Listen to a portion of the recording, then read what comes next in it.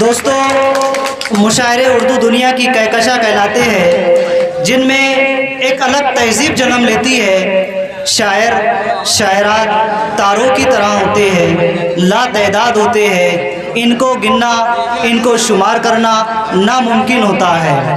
तो आइए दोस्तों, अजीज़ों, साथियों, वक्त को ना ज़ाय करते हुए मैं इस वक्त मुझे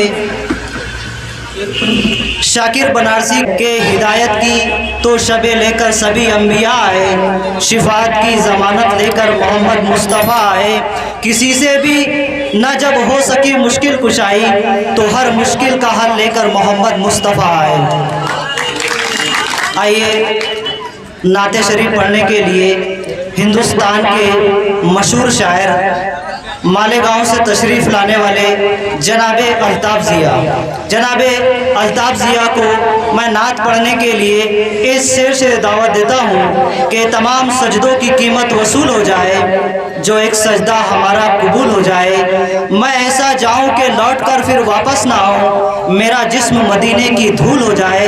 फिर उसको नारे जहन्नुम जला सकती नहीं, जो सच्चे दिल से गुलामे रसूल हो जाए। आइए माइक पे जनाबे अल्ताफ़ ज़िया।